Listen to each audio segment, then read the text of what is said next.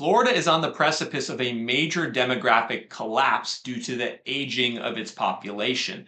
When you look at the data, there are now more deaths than births in the state of Florida, and that is causing something called organic population decline.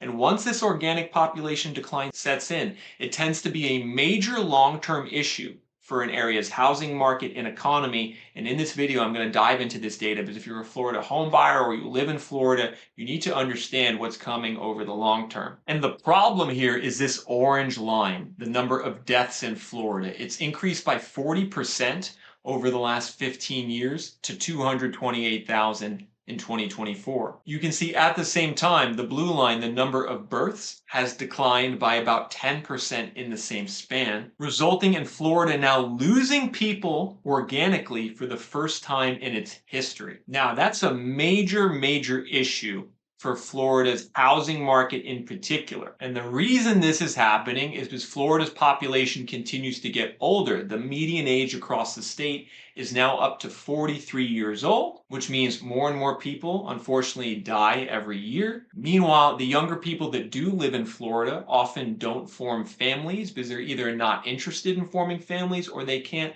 afford to form a family because the rent and home ownership costs are too high. And the result is the fact that Florida now has a birth to death ratio below 1, below replacement level. And that's something that only about 15 other states in America are also experiencing right now. It's the states in blue on this map. These are the ones that are losing people organically with a birth to death ratio below 1. This is something that happened to countries like Japan and Italy. Japan and Italy about 20 or 30 years ago went through something that Florida is starting to go through right now. And the results were that over the next 2 to 3 decades, home prices declined over 20 or 30 years. Wages stagnated. In the case of Japan, you can see property prices nominally peaked in 1991, and they literally then went down for the next 17 or 18 years and are still well below their peak in the early 90s, in the mid 2020s. And what I'm going to do for you right now is explain kind of the real world ramifications of this happening in Florida, because I live in Florida full time.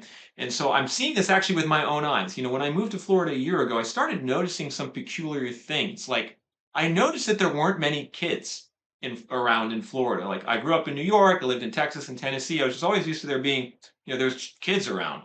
In Florida, there's no kids anywhere, especially where I live in Pinellas County, in St. Petersburg. I was just like, there's no kids. And at first I was like, what is that? And then when I looked at the data, I was shocked. I was absolutely shocked when I looked at the data. This table looks at the biggest counties in America ranked by the percentage of households that have a child in the household. And if we go all the way to the bottom of this list, we can see Sarasota County, Florida's last place. Only 17% of households have a child. You can see then is Manhattan, 17%, San Francisco, 18%, and then Pinellas County, Florida, where St. Petersburg and Clearwater is, 19% of households have a child. And some of this might make sense if you think about Florida as being a retirement destination, but what's wild to me is that the number of kids in these counties in Florida is equivalent to San Francisco and Manhattan, as well as Washington, D.C. even has more kids than Pinellas and Sarasota. These areas like urban areas, basically. And the more I thought about this data, the more I started realizing this is going to present a major problem for Florida's housing market in the long term. Because what's the most fundamental reason why someone or a couple would buy a house? It's the presence or future presence of kids, right? If kids are on the way or kids are planned in the future or kids are already in the picture, there's a huge incentive to want to buy a house for the stability that buying a house provides, but yet there's so few children in Florida. You can see also Collier County and Naples, Lee County and Cape Coral, Manatee County and Northport, Alachua County and Gainesville, Brevard County and Palm Bay, Leon County and Tallahassee, all really low presence of children in all these different counties. And for a while, this didn't matter for Florida's housing market over the last 5 years because there was the big influx of people from the pandemic. So you had all the people moving down from New York and California and Illinois and New Jersey into Florida in 2020, 2021, 2022. And these people migrating in were buying up houses, they were buying up investment properties, and they were stimulating the local economy. So it masked these underlying demographic issues that Florida was starting to experience. And of course, the home prices boomed. They went up 60% in 5 years. And it seemed like Florida was going to have a long-term renaissance of sorts after the pandemic. But there's an issue cropping up now, and that's the fact that the domestic migration into Florida has plummeted by 80% over the last 2 years. In 2024, only 64,000 net Americans moved to Florida. That was the fifth worst level going back the last 35 years. So I want you folks to think about that. Not only is Florida, experiencing issues with births and deaths and a low percentage of children, it's now losing migration significantly in a very similar way that it lost migration in 05, 06 in that prelude to the last housing downturn. It's seeing a similar drop in migration now. So you have to ask yourself the question, what's going to support Florida's housing market and economy as the migration's dropping off the table and the demographic growth is slowing internally? Well, there's a vacuum in demand right now, which is causing the inventory of homes for sale to skyrocket and the prices to drop. Home values in Florida over the last year are down 2.4% year over year. And in certain markets, they're down by almost 9% year over year. And there's now over 180,000 homes sitting for sale on the market in Florida right now. You can see data on Reventure app shows that this inventory in Florida is the highest level it's been going back at least a decade. And according to other surveys, this is the highest level of inventory going back to around 2008, 2009.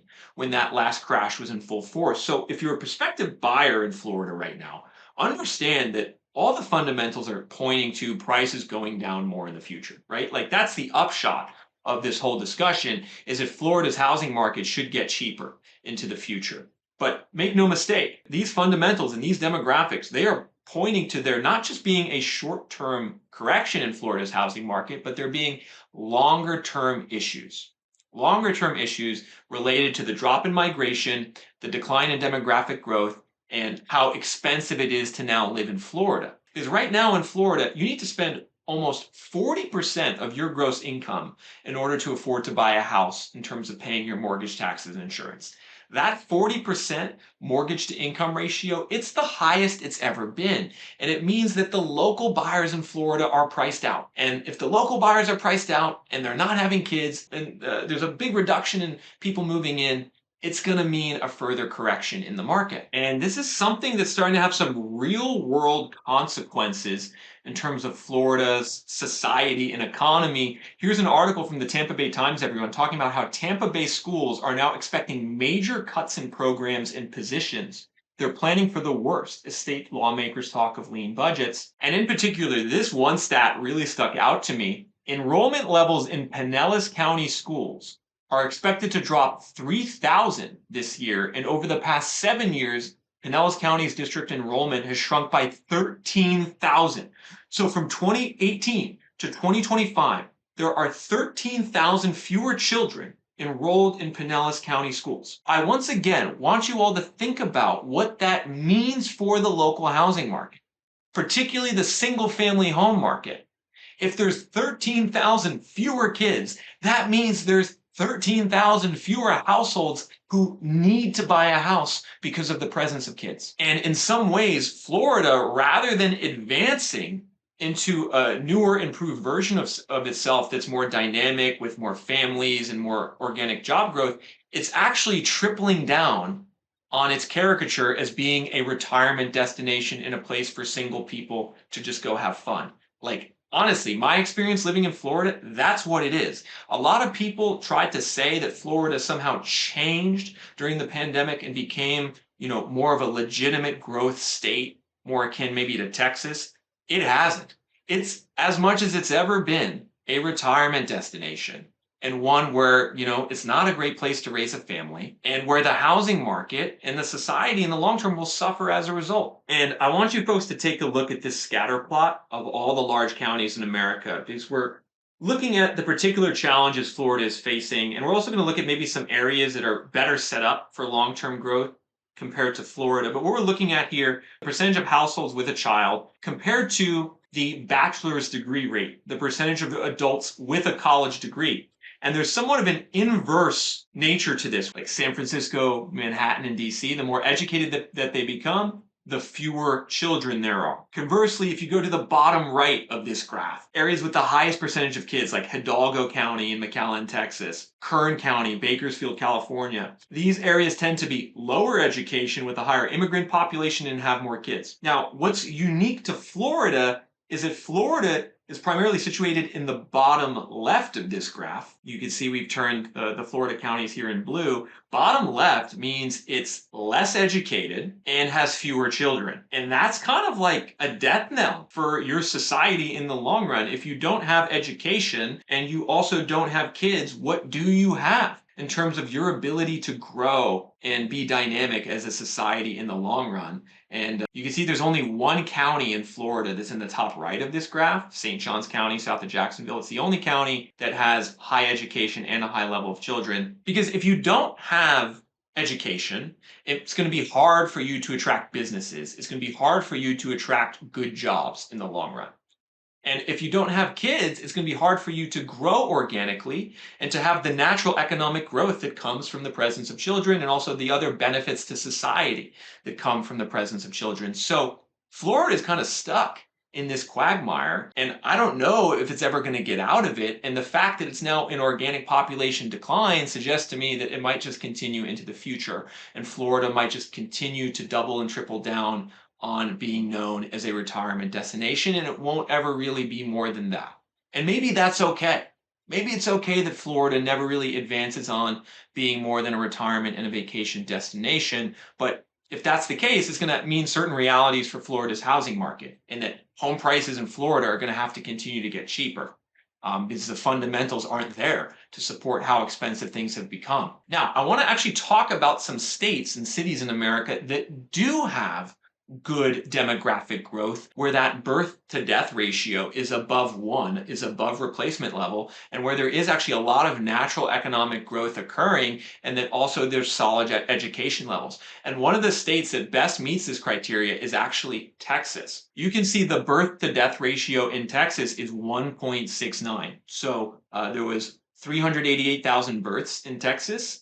In 2024, there was 229,000 deaths. So it added over 150,000 people to its population organically, according to this data from the US Census Bureau, which you can find on Reventure app. At the end of this video, I'm going to let you all know how you can actually research this data for your state and your county. But you can see Texas is the #2 state in terms of organic population growth, more births than deaths. The #1 state is Utah, and Utah is by far #1, 2.1. You can also see Washington, D.C., North Dakota, California, Colorado, Idaho, New Jersey, Nebraska, and South Dakota round out the list of the top 10 states with the best birth to death ratio, again, meaning a lot more babies being born than people dying, which is a good thing for the long-term health of the society and the economy and the population, because it's going to mean more people needing housing units. It's going to mean more people raising families, needing to feed their kids, needing to clothe their kids. You're going to need more churches in cities like that. You're going to need more restaurants in cities like that. So in the long term, if you're buying real estate, this birth to death ratio is really an important metric. Now, we actually have this data for every county in America as well. This data goes down to the county level. And you can see that in a state like Florida, there's actually some big differences in terms of where the organic population growth is and isn't occurring.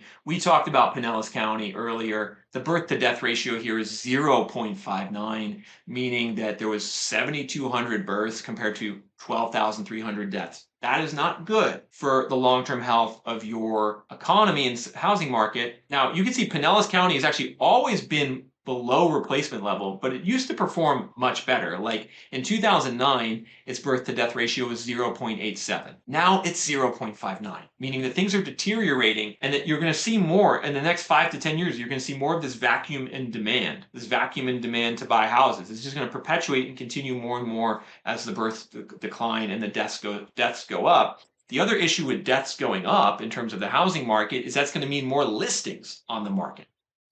As there's an increase in the amount of people dying, there's going to be an increase in the amount of people aging out of their home and needing to sell their home or condo in an estate sale.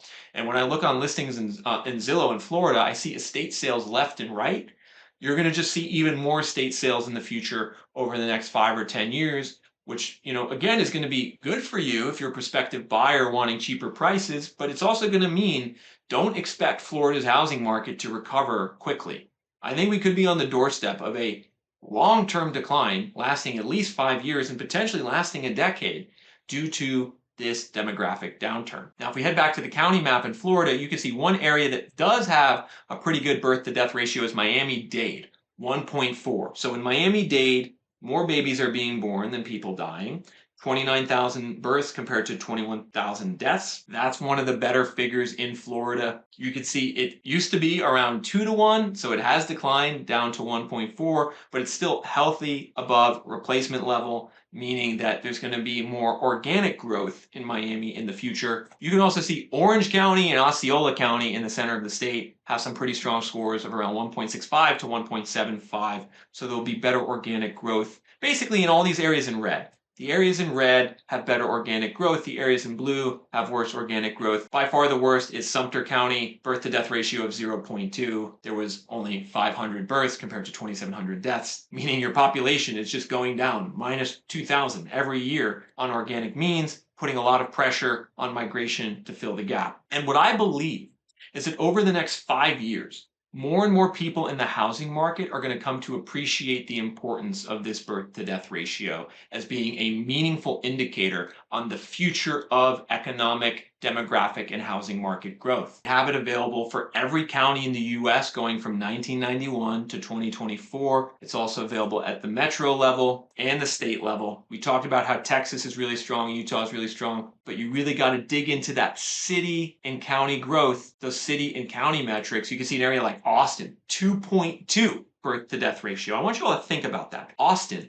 there's 2.2 births for every death. Yet if you go to the entire Tampa metro, there's only 0.9. It's below replacement level. So where would you rather invest in the long term, Tampa or Austin? The data is clear based on birth to death ratio, but you got to figure it out for your city and also look at it at the county level. An area like Tampa, again, you could see used to be in positive territory, used to organically add population. Now it no longer does. It crossed that threshold in 2019 and has stayed down ever since below this replacement level dotted line. So make sure to also look at the line graph here and see how your area has trended over time. That birth to death data point is available under a premium membership on Reventure app. That premium membership is available for $39 a month, and you end up getting 40 total premium data points. You can download market reports. You can download data into Excel. You can also see our home price forecast score, which is a 1-year home price forecast projection for 50 states, 500 metro areas, and almost 30,000 zip codes. All that's available for the affordable price of $39 a month, which is less than 0.01% of the cost of buying a house in a state like Florida. You're definitely going to want to access this data before you make a decision about where to buy a house or investment property. You're also going to want to consider signing up for the annual pass when you upgrade, because that gets you a 15% discount to the monthly rate, knocks it down to $33 a month. So head to www.reventure.app right now and check out that birth to death data. This is going to be a data point everyone's going to be talking about over the next 5 years. You're going to want to get ahead of the curve and start analyzing it now.